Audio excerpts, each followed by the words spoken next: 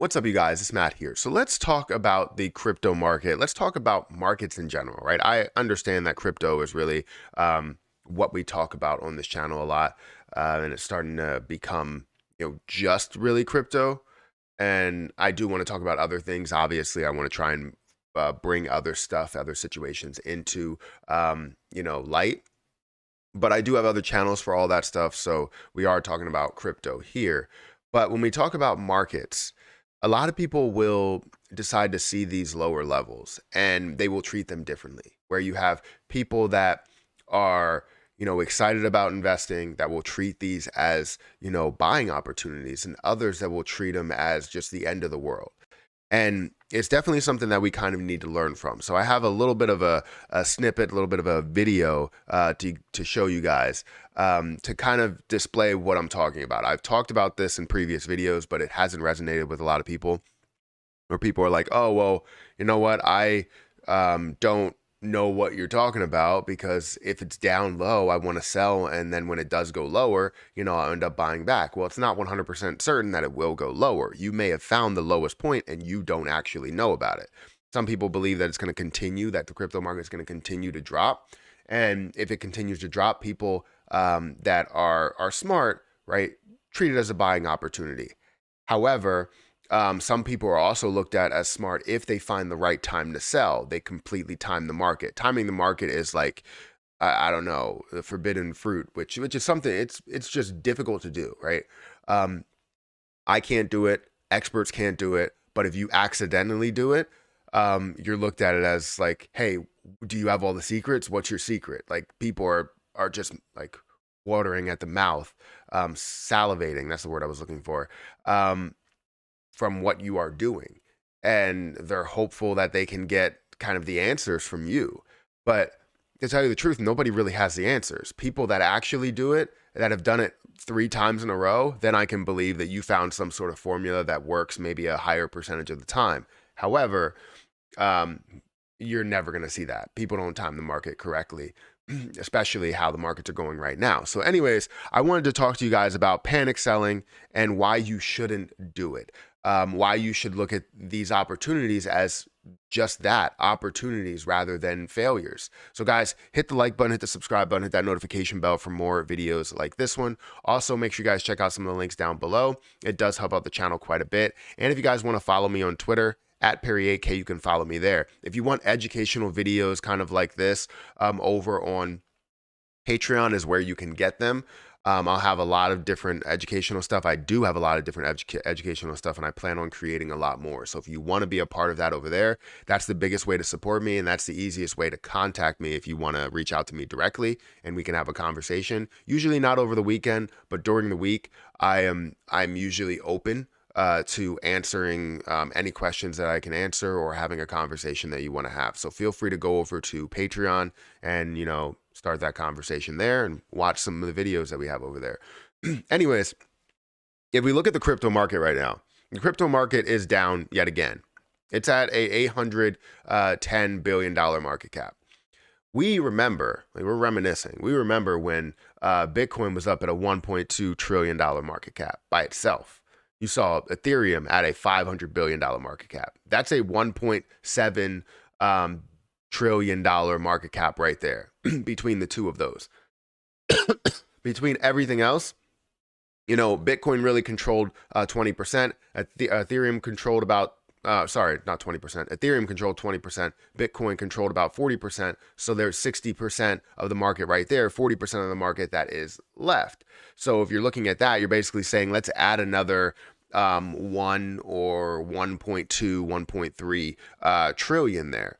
So we were looking at about a $3 trillion market cap for everything. And now it's at a third of that. So things have dropped a hell of a lot, 66%, 70%, in some cases a little bit more than that, right? Where you have Terra Luna Classic that dropped 99% because of what happened. And a lot of other things that have dropped a decent amount. Whether it's because of bad situations that took place, or it was just because it just dropped. But the crypto market doesn't look solid, doesn't look great. And what people tend to do at these times is they go, all right, well, you know what? I went from a $3 trillion market cap down to a less than $1 trillion market cap. I'm going to sell my position right now. And if it continues to go lower down to 99%, then I'll buy back in. That's a big mistake because, yes, there's a chance that it could go lower, but there's also a chance that it could recover from that 60 or 70% drop. And a 60 or 70% drop is like you buying at the top and selling at the low, right? You're just ready to give up on whatever the gains could have been. Yes, you made a mistake buying at those levels, not knowing that it was going to drop that low, but for the markets in general, no one believed that it was going to drop this low. Everybody kept saying, hey, the markets are going to crash, markets are going to crash. And then when the markets eventually crash, 10 years later, now people are like, oh, I told you so. It's like, come on, man. That was like years ago that you said that. And then you continue to double down and say it's going to crash the next year and the next year and the next year. And then you claim that you are right by predicting this crash. Kind of like Michael Burry, right? Michael Burry has predicted a crash pretty much every year for the past, I don't know, 5 years or so, maybe even more than that. And we finally see a crash and it's like, yep. And then it's like, it's going to crash more. Well, it's possible. But the point that I'm trying to make with this video is that panic selling can get you into a bind where you spent $5,000 and now you only have $1,000 that's left. You spent $100 and now you only have $10 that's left or $25 that's left. You lost a lot of that money. But if you have anything else, you can double down. And since it's only worth $25, you can buy maybe 4 times what you bought in the beginning, right? Because now it's worth $25. You spend another $100. I mean, that works in your favor because now you're holding more, lowers your cost basis down to even lower points without having to sell it. Because if you sell it, in order to lower your cost basis, if you buy back with the same amount, you have to have a lower price, right? If you don't sell it, and you just buy more, you're lowering the price effectively, right? Yes, you are spending more money, but you're lowering the overall cost basis that you're risking, right? So this is the video that I wanted to show you that kind of displays what I'm talking about without having to over explain it or, get across to some people. This is the video right here. So literally, this whale has eggs for sale, $140, and this person, that's a panic seller, has their eggs for $150. Well, they decide to change it to $100 here. And this person goes, really? So then they look over and see $100. They're like, all right, you know what? I'm gonna buy your eggs for $100. Here you go. And I'm gonna take your eggs and I'm gonna put them over here and I'm gonna sell them. But I'm not just gonna sell them at $140. No, I'm not gonna do that. I'll take a loss. So I'm gonna sell them at now $350. And I'm going to make $200 off, well, $210 off of what you had right there. So now the panic seller is like, oh man, I could have made so much money out of this.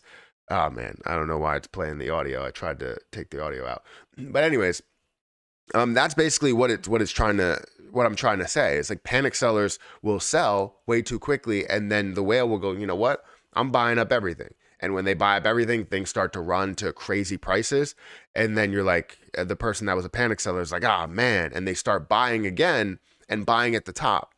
That's the problem that we deal with. Don't be a panic seller. Don't be that person that loses, all of their money and accepts the loss. I know at some point you have to accept the loss if you're trading or day trading. But if you're swing trading and you believe in the process, you believe where it's going to go, and you have a long-term mindset, I mean, this could be a benefit to you. It could. So anyways, guys, let me know what you think about this. Am I right by saying this? Am I right by saying panic sellers, hardly win? I mean, they won't, because if they panic and they sell, I mean, they're losing every single time by panic selling. I'm not saying that you shouldn't sell anything, but you want to, look at your situation, do your research on what the position is, do your research, and make sure that you're 100% confident in what it's going to do. But anyways, guys, I'm going to get out of here. Hit the like button, hit the subscribe button, follow me on Twitter, follow me on Patreon, and I'll catch you guys in the next video. See ya.